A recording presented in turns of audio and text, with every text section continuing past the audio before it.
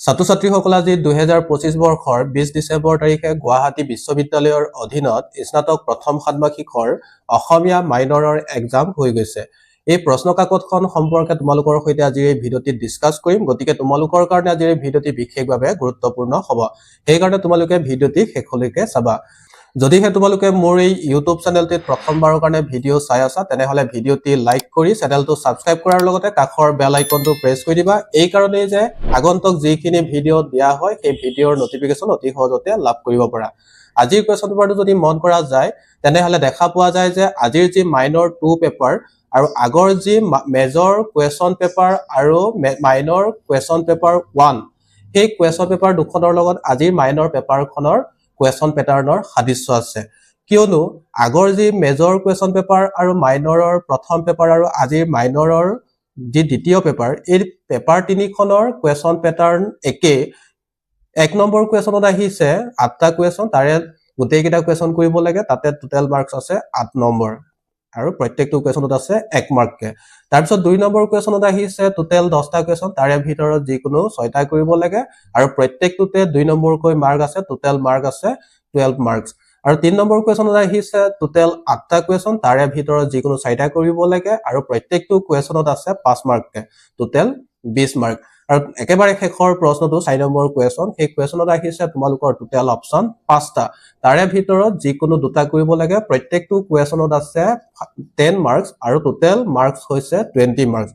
যদিহে question paper তিনিখন যদি চোৱা যায় আগৰ মেজৰ মাইনৰ 1 আৰু আজিৰ মাইনৰ 2 এই তিনিখন পেপাৰৰ যিখিনি কুৱেশ্যন আহিছে সেই কুৱেশ্যনসমূহৰো কিছু মিল আছে। অলপমান হাল সলনি কৰা হৈছে কিন্তু প্ৰায় এই কুৱেশ্যনসমূহৰ মিল দেখা পোৱা যায়।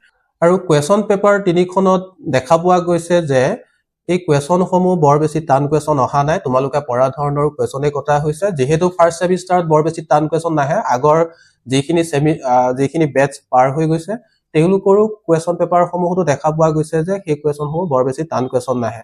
তোমালোকে পঢ়া ধৰণৰ কুৱেশ্যনে কটা হয়, যিহেতু ফাৰ্ষ্ট সেমিষ্টাৰত তোমালোকে আৰম্ভ কৰিছাহে সেমিষ্টাৰটো, আৰম্ভণি মাথো, আৰু পিছৰ যিখিনি সেমিষ্টাৰ আহি থাকিব তোমালোকৰ second same, third same, fourth same, fifth same, সেই তেনেকৈ আগন্তুক যিখিনি সেমিষ্টাৰত সেই সেমিষ্টাৰসমূহত কুৱেশ্যনসমূহ অলপমান টান হৈ গৈ থাকে। গতিকে তোমালোকে পিছৰ সেমিষ্টাৰসমূহত এইবাৰৰ সেমিষ্টাৰৰ তুলনাত তোমালোকে অলপ আৰু বেছি ভালকে পঢ়া শুনা কৰিব লাগিব। এইবাৰৰ নিচিনাকে তোমালোকে পঢ়া শুনা কৰিলে নহব, অলপমান তোমালোকে ভালকে পঢ়া শুনা কৰিব লাগিব, তেতিয়াহে পিছৰ সেমিষ্টাৰসমূহত ভাল মাৰ্ক উঠাব পাৰিবা।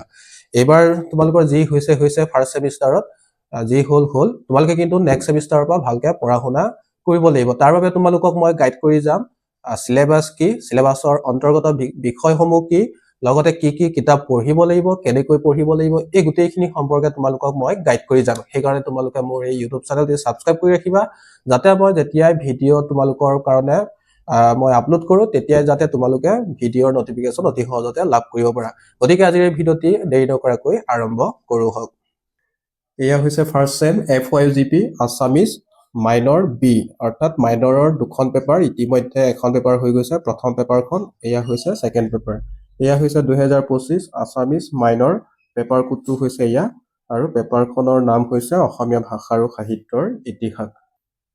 এয়া হৈছে সেট বি, ফুল মাৰ্কস হৈছে 60 মাৰ্কস, তোমালোকৰ ইণ্টাৰনেল থাকে 40 মাৰ্কস আৰু পৰীক্ষা হয় 60 মাৰ্কৰ।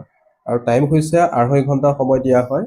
ইয়াৰে প্ৰথম কুৱেশ্যনটো হৈছে 1 নম্বৰ অতি চমুকৈ উত্তৰ লিখা, ইয়াৰে গোটেইকেইটা কুৱেশ্যন কৰিব লাগে, প্ৰত্যেকটো কুৱেশ্যনতে 1 নম্বৰকৈ আছে, টোটেল 8 মাৰ্ক। ইয়াৰ প্ৰথম কুৱেশ্যনটো হৈছে কালিৰাম মেধিয়ে অসমীয়া ভাষাৰ উদ্ভৱ ক'ৰ পৰা হোৱা বুলি কৈছে। ইয়াৰ শুদ্ধ উত্তৰ হৈছে প্ৰাচ্য আৰু পশ্চিমা প্ৰাকৃতৰ সংমিশ্ৰণত অসমীয়া ভাষাৰ উদ্ভৱ হোৱা বুলি কালিৰাম মেধিয়ে মন্তব্য কৰিছিল। ইয়াৰ পিছৰ কুৱেশ্যনটো হৈছে ক নম্বৰ, ডক্টৰ বাণীকান্ত কাকতিয়ে অসমীয়া ভাষা সম্পৰ্কে ৰচনা কৰা গৱেষণা গ্ৰন্থখনৰ নাম কি। ইয়াৰ শুদ্ধ উত্তৰ হৈছে Assamese its formation and development.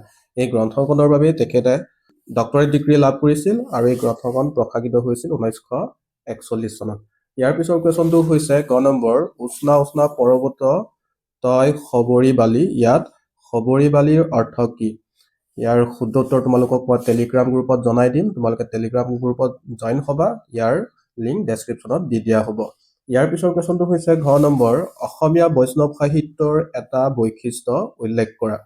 ইয়াৰ ভিতৰত হ'ব ভক্তি প্ৰধান বিষয়বস্তু, 2 নম্বৰ হ'ব সহজ সৰল ভাষা, ভাগৱত ৰামায়ণ মহাভাৰতৰ পৰা ভাঙনি, নাম প্ৰসংগৰ গুৰুত্ব, এইবোৰ হৈছে অসমীয়া বৈষ্ণৱ সাহিত্যৰ কিছুমান বৈশিষ্ট্য। ইয়াৰ ভিতৰত যিকোনো এটা লিখিলে হ'ল। ইয়াৰ পিছৰ কুৱেশ্যনটো হৈছে মাধৱদেৱৰ কোনখন নাটক অংকীয়া নাট বুলি ক'ব পাৰি? ইয়াৰ শুদ্ধটোৰ হৈছে অৰ্জুন ভঞ্জন বা দধিমথন। বাকী ৰচনাসমূহক তেওঁৰ ঝুমুৰা বুলি কোৱা হয়। ইয়াৰ পিছৰ কুৱেশ্যনটো হৈছে প্ৰথম 6 নম্বৰ, অসমীয়া সাহিত্যত মহাভাৰতৰ কবি বুলি কাক কোৱা হয়? ইয়াৰ শুদ্ধটোৰ হৈছে ৰাম সৰস্বতী। ৰাম সৰস্বতীকে মহাভাৰতীয় কবি বুলি কোৱা হয় আৰু ৰাম সৰস্বতীয়ে বধকাব্য নামৰ এবিধ জনপ্ৰিয় কাব্য তেওঁ ৰচনা কৰিছিল। তাৰ পিছৰ কুৱেশ্যনটো হৈছে দ্বিতীয় 6 নম্বৰ, সাতসৰী অসম বুৰঞ্জীত কেইখন বুৰঞ্জী সংকলিত হৈছে? এই কুৱেশ্যনটো আগৰ পেপাৰতো আহিছিল। 2 নম্বৰ জত মেজৰত সাতসৰী অসম বুৰঞ্জীত কেইখন বুৰঞ্জী সন্নিৱিষ্ট হৈছে, এইখন কোনে সংগ্ৰহ আৰু সম্পাদনা কৰিছিল, তেনেকৈ কুৱেশ্যন আহিছিল। ইয়াৰ পিছৰ কুৱেশ্যনটো হৈছে বৰ্গীয়া জ নম্বৰ, ভট্টদেৱৰ প্ৰকৃত নাম কি? ইয়াৰ শুদ্ধটো আমি নিশ্চয় জানো। ভট্টদেৱৰ প্ৰকৃত নাম হৈছে বৈকুণ্ঠনাথ ভাগৱত ভট্টাচাৰ্য। ইয়াৰ আগতে মেজৰ পেপাৰত 1 নম্বৰ বৰ্গীয়া জ নম্বৰত এটা কুৱেশ্যন আহিছিল, কথা ৰত্নাৱলীৰ ৰচক কোন? সেইদৰে মাইনৰ পেপাৰতো 2 নম্বৰ বৰ্গীয়া জ নম্বৰত আহিছিল, অসমীয়া গদ্যৰ জনক ৰূপে কাক অভিহিত কৰা হয়? গতিকে এই কুৱেশ্যনৰ মাজত কিছু সাদৃশ্য আছে, অলপ সাল সলনি কৰি পেলাই ভট্টদেৱৰ বিষয়ে ইয়াতে কুৱেশ্যন কৰা হৈছে। ইয়াৰ পিছৰ কুৱেশ্যনটো হৈছে 2 নম্বৰ, চমুকৈ উত্তৰ দিয়া যিকোনো 6টা 2 নম্বৰকে আছে আৰু টোটেল 6টা কৰিব লাগে। ইয়াতে টোটেল মাৰ্কছ হৈছে 12 নম্বৰ। ইয়াৰ প্ৰথম কুৱেশ্যনটো হৈছে ক নম্বৰ, বঙলা অসমীয়া ভাষাৰ উমৈহতীয়া সাহিত্য হিচাপে স্বীকৃত 2খন গ্ৰন্থৰ নাম লিখা। এতিয়া আমি জানো বঙলা অসমীয়া ভাষাৰ উমৈহতীয়া সাহিত্য হৈছে চৰ্যাপদ, শ্ৰীকৃষ্ণ কীৰ্তন, শূন্য পুৰাণ। এইবোৰ হৈছে বঙলা অসমীয়া ভাষাৰ উমৈহতীয়া কেইখনমান সাহিত্য। ইয়াৰ আগতে মাইনৰত 3 নম্বৰত এটা কুৱেশ্যন আহিছিল, অসমীয়া বাংলা উমৈহতীয়া সাহিত্যৰ চমু পৰিচয় দাঙি ধৰা। গতিকে সেই কুৱেশ্যনৰ পৰাই ইয়াতে এটা কুৱেশ্যন দিয়া হৈছে তোমালোকক 2 নম্বৰৰ কাৰণে। ইয়াৰ পিছৰ কুৱেশ্যনটো হৈছে খ নম্বৰ, ইয়াণ্ডাবু সন্ধি কাৰ কাৰ মাজত হৈছিল? ইয়াৰ শুদ্ধ উত্তৰ হৈছে ব্ৰিটিছ ইষ্ট ইণ্ডিয়া কোম্পানী আৰু মানসকলৰ মাজত। ব্ৰিটিছ আৰু মানসকলৰ মাজতে ইয়াণ্ডাবু সন্ধি 1826 চনত হৈছিল আৰু সেই অনুসৰি অসম দেশ ব্ৰিটিছৰ অধীনলৈ গৈছিল, অসম ৰাজ্য। ইয়াৰ পিছৰ কুৱেশ্যনটো হৈছে গ নম্বৰ, দুগৰাকী পাঁচালী কবিৰ নাম লিখা। ইয়াৰ আগতে মই তোমালোকক যিখিনি কুৱেশ্যন পেপাৰ ছল্ভ কৰিছিলোঁ, সেই কুৱেশ্যন পেপাৰসমূহত মই পাঁচালী কবিসকলৰ নাম মেনশ্যন কৰিছিলোঁ। গতিকে তোমালোকে সেই ভিডিঅ'টি যদিহে চাইছা তেনেহ'লে ইয়াৰ প্ৰশ্ন উত্তৰ কৰিব পাৰিছা। দুগৰাকী পাঁচালী কবি, সেই পাঁচালী কবিসকলৰ ভিতৰত যেনে পীতাম্বৰ, দুৰ্গাবৰ, মনকৰ, শংকৰদেৱ নাৰায়ণদেৱ, এইসকল হৈছে পাঁচালী কবি। আৰু পাঁচালী কবিসকল হৈছে মহাপুৰুষ শংকৰদেৱৰ সমসাময়িক কবি, কিন্তু তেওঁলোক হৈছে অবৈষ্ণৱ কবি। ইয়াৰ পিছৰ কুৱেশ্যনটো হৈছে ঘ নম্বৰ, বৰগীতৰ 2টা বৈশিষ্ট্য উল্লেখ কৰা। এতিয়া বৰগীতৰ বৈশিষ্ট্য তোমালোকে নিশ্চয় পাৰিবা, তোমালোকে ক্লাছ 10ত, ক্লাছ 12ত এই বৰগীতৰ বৈশিষ্ট্যসমূহ পাই আহিছা, যে বৰগীত মহাপুৰুষ শংকৰদেৱ আৰু মাধৱদেৱে লিখা গীতসমূহকে বৰগীত আখ্যা দিয়া হয়। বৰগীতৰ ভাষা ব্ৰজাৱলী, বৰগীতসমূহ শাস্ত্ৰীয় ৰাগ তালযুক্ত গীত। এইবোৰৰ ভিতৰত তোমালোকে যিকোনো 2টা বৈশিষ্ট্য উল্লেখ কৰিব পাৰা। ইয়াৰ পিছৰ কুৱেশ্যনটো হৈছে ঙ নম্বৰ, বাণীবদ্ধনৰ জৰিয়তে লোকগীতক জনপ্ৰিয় কৰি তোলা 2গৰাকী সংগীত শিল্পীৰ নাম লিখা। এই কুৱেশ্যনটোৰ লগত যি মেজৰত কুৱেশ্যন আহিছিল 2 নম্বৰ গত, কামৰূপী আৰু গোৱালপৰীয়া লোকগীত বাণীবদ্ধন কৰি তাৰ সংৰক্ষণত বিশেষ অৱদান আগবঢ়োৱা 2গৰাকী সংগীত শিল্পীৰ নাম লিখা। এই কুৱেশ্যনৰ লগত এই কুৱেশ্যনৰ মিল আছে। ইয়াতে শুদ্ধ উত্তৰ হ'ব, কামৰূপীৰ ক্ষেত্ৰত ৰামেশ্বৰ পাঠকৰ নাম ল'ব পাৰি, গোৱালপৰীয়াৰ ক্ষেত্ৰত প্ৰতিমা বৰুৱা পাণ্ডে। প্ৰতিমা বৰুৱা পাণ্ডে আৰু ৰামেশ্বৰ পাঠক এই দুজন হৈছে বাণীবদ্ধনৰ জৰিয়তে লোকগীতক জনপ্ৰিয় কৰি তুলিছিল। ইয়াৰ পিছৰ কুৱেশ্যনটো হৈছে প্ৰথম 6 নম্বৰ, যুদ্ধ কাব্যৰ কবি বুলি ক'লে কাক বুজা যায়? তেওঁ ৰচনা কৰা এখন যুদ্ধ কাব্যৰ নাম উল্লেখ কৰা। এতিয়া যুদ্ধ কাব্যৰ ৰচক বা যুদ্ধ কাব্যৰ কবি বুলি ক'লে হৰিবৰ বিপ্ৰ বা হৰিহৰ বিপ্ৰক বুজা যায়। তেখেতক যুদ্ধ কাব্যৰ ৰচক বুলিও কোৱা হয়। তেখেতে ৰচনা কৰা যুদ্ধ কাব্য হৈছে বৰবুবাসনৰ যুদ্ধ, তাম্ৰধ্বজৰ যুদ্ধ আৰু লৱকুশৰ যুদ্ধ। এই 3খন জনপ্ৰিয় যুদ্ধ কাব্য তেওঁ ৰচনা কৰিছিল। ইয়াৰ পিছৰ কুৱেশ্যনটো হৈছে দ্বিতীয় 6 নম্বৰ, আহোম যুগৰ শ্ৰেষ্ঠ কবি কোন? কালিদাসৰ নাটকক আধাৰ হিচাপে লৈ তেওঁ কোনখন কাব্য ৰচনা কৰিছিল? এতিয়া আহোম যুগৰ শ্ৰেষ্ঠ কবি হৈছে কবিৰাজ চক্ৰৱৰ্তী। কবিৰাজ চক্ৰৱৰ্তীকে আহোম যুগৰ শ্ৰেষ্ঠ কবি বুলি কোৱা হয়। আৰু তেখেতে কালিদাসৰ যি এখন উল্লেখযোগ্য নাটক আছিল শকুন্তলা নাটক, সেই শকুন্তলা নাটকৰ আধাৰতেই তেওঁ শকুন্তলা কাব্য ৰচনা কৰিছিল। ইয়াৰ পিছৰ কুৱেশ্যনটো হৈছে বৰ্গীয়া জ নম্বৰ, ভট্টদেৱৰ গদ্যৰীতিৰ 2টা বৈশিষ্ট্য উল্লেখ কৰা।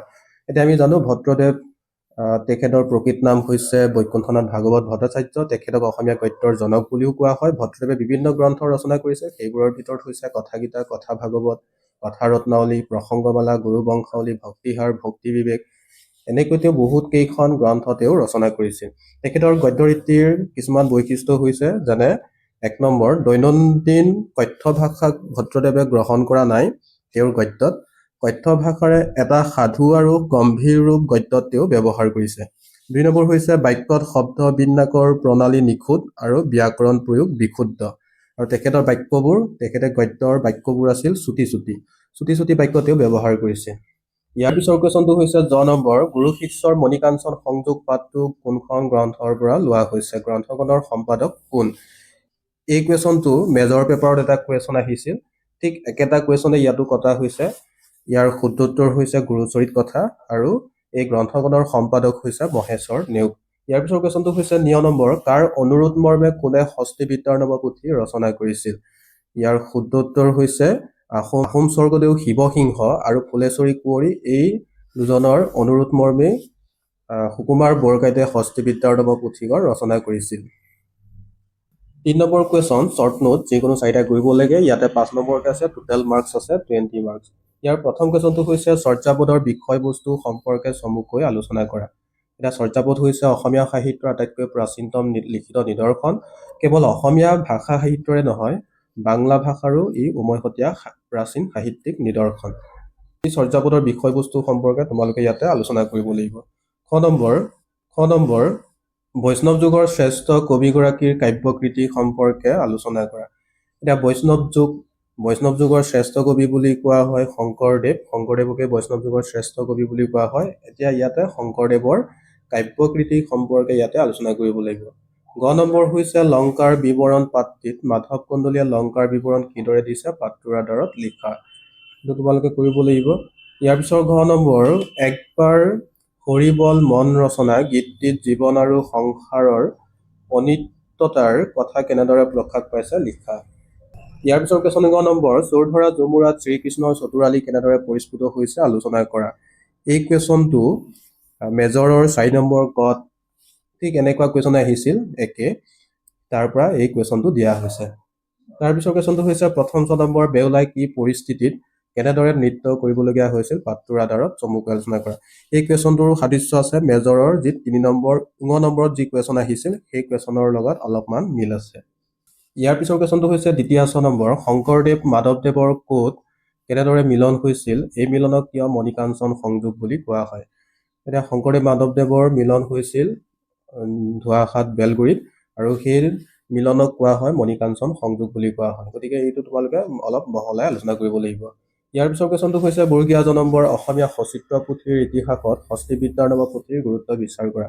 এতিয়া অসমীয়া সচিত্ৰ পুথিৰ এটা উল্লেখযোগ্য পুথি হৈছে হস্তি বিদ্যাৰ এই পুথিখনৰ গুৰুত্ব সম্পৰ্কে আমি ইয়াতে আলোচনা কৰিব লাগিব। 4 নম্বৰ, তলত দিয়া প্ৰশ্নসমূহৰ উত্তৰ লিখা, যিকোনো 2টা কৰিব লাগে আৰু ইয়াতে 10 মাৰ্ককে আছে, টোটেল 20 মাৰ্কছ। ইয়াৰ প্ৰথম কুৱেশ্যনটো হৈছে অসমীয়া ভাষাৰ উদ্ভৱ সম্পৰ্কে এটি নিবন্ধ যুগুত কৰা। ইয়াতে অসমীয়া ভাষাৰ উদ্ভৱ সম্পৰ্কীয় মতসমূহ তোমালোকে দাঙি ধৰিব লাগিব আৰু অসমীয়া ভাষাৰ উদ্ভৱ সম্পৰ্কে ইয়াতে তোমালোকে চমুকৈ অৰ্থাৎ 10 নম্বৰৰ কাৰণে লিখিব লাগিব। ইয়াৰ পিছৰ কুৱেশ্যনটো হৈছে প্ৰাক শংকৰী যুগৰ কাব্যধাৰাৰ বিষয়ে এটি আলোচনা আগবঢ়োৱা। এতিয়া প্ৰাক শংকৰী যুগৰ যিসকল সাহিত্যিক আছিল তেওঁলোক প্ৰত্যেকেই কাব্য সাহিত্য ৰচনা কৰিছিল। কাব্য ৰচকসকল বা সাহিত্যিকসকলৰ ভিতৰত হৈছে হেম সৰস্বতী, হৰিবৰ বিপ্ৰ, ৰুদ্ৰ কন্দলী, মাধৱ কন্দলী, কবিৰত্ন সৰস্বতী, এইসকলৰ কাব্যৰ সম্পৰ্কে বা তেওঁলোকৰ যি সাহিত্যৰাজি সেই সাহিত্যৰাজি সম্পৰ্কে ইয়াতে আলোচনা কৰিব লাগিব কাব্যধাৰা বিষয়ে। ইয়াৰ পিছৰ কুৱেশ্যনটো হৈছে গ নম্বৰ, ভীমচৰিত পুথিত ভীমৰ চৰিত্ৰ কিদৰে অংকন কৰা হৈছে? আলোচনা কৰা। এইটো তোমালোকে নিশ্চয় কৰিব পাৰিছা। ঘ নম্বৰ, প্ৰহ্লাদ চৰিত কাব্যত প্ৰহ্লাদক বিষ্ণুই কিদৰে ৰক্ষা কৰিছিল? বৰ্ণনা কৰা। এতিয়া প্ৰহ্লাদ চৰিতত প্ৰহ্লাদক ৰজা হিৰণ্যকশিপুৰে বিষ্ণু ভক্তি আচৰণ কৰাৰ কাৰণে তেওঁৰ ওপৰত অত্যাচাৰ চলাইছিল আৰু শেষত বিষ্ণুৱে প্ৰহ্লাদক ৰক্ষা কৰিছিল। আৰু ইয়াৰ পিছৰ কুৱেশ্যনটো হৈছে ঙ নম্বৰ, অৰ্জুনৰ বিষাদ যোগ পাঠটিত অৰ্জুনৰ মনলৈ বিষাদ অহাৰ কাৰণ কি? অৰ্জুনৰ এই বিষাদ কোনে কেনেদৰে দূৰ কৰিছিল? অৰ্জুনৰ বিষাদ যোগ পাঠটিত তোমালোকে নিশ্চয় সেই কাহিনীটো জানা যে অৰ্জুনে যেতিয়া কুৰুক্ষেত্ৰ যুদ্ধত লৈ গৈছিল, সেই কুৰুক্ষেত্ৰ যুদ্ধৰ সময়ত তেওঁ যেতিয়া তেওঁৰ বিপক্ষত যেতিয়া নিজৰ মানুহবোৰক, নিজৰ সম্পৰ্কীয়, নিজৰ আত্মীয় স্বজন সকলোকে দেখা পালে, তেতিয়া তেওঁৰ মনলৈ বিষাদ নামি আহিছিল কাৰণ সেই যিসকল আত্মীয় লোক আছিল এই আত্মীয়সকলৰ বা আত্মীয় স্বজনৰ বিৰুদ্ধে যুদ্ধ কৰি তেওঁ নিজৰ ৰাজ্য ঘূৰাই পালেও সেয়া দুখৰ কাৰণহে হ'ব বুলি তেওঁ মনতে ভাবি লৈছিল, যাৰ বাবে তেওঁ কৃষ্ণক এই কথা জনাইছিল। আৰু সেই জনোৱাৰ পিছত অৰ্জুনৰ সেই বিষাদ শ্ৰীকৃষ্ণই দূৰ কৰিছিল। এই কথাখিনি তোমালোকে ইয়াতে বহলাই আলোচনা কৰিব লাগিব। এইখিনি আছিল আজিৰ অসমীয়া মাইনৰ পেপাৰটোত অহা কুৱেশ্যনসমূহ। এই কুৱেশ্যনসমূহ সম্পৰ্কে তোমালোকৰ সৈতে মই শ্বৰ্ট কুৱেশ্যন আৰু 1 নম্বৰ 2 নম্বৰ লগতে যিখিনি লং কুৱেশ্যন কিছু আলোচনা কৰিলোঁ। যদিহে তোমালোকে আজিৰ এই ভিডিঅ'টিৰ পৰা কিছু পৰিমাণে হ'লেও উপকৃত হৈছে বুলি ভাবা তেনেহ'লে তোমালোকে লাইক কৰিবা, ছাবস্ক্ৰাইব কৰিবা আৰু কাষৰ বেল আইকনটো প্ৰেছ কৰি দিবা, কাৰণ আগন্তুক দিনত যেতিয়া মই ভিডিঅ' লৈ আহিম তোমালোকৰ বাবে তাৰ ভিডিঅ' নটিফিকেশ্যন যাতে সহজতে লাভ কৰিব পাৰা। আজিলৈ ইমানেই, পুনৰ এটা নতুন ভিডিঅ'ত লগ পাম। এনেধৰণৰ ভিডিঅ' আকৌ লৈ আহিম। ধন্যবাদ শেষলৈকে ভিডিঅ'টো চোৱাৰ বাবে।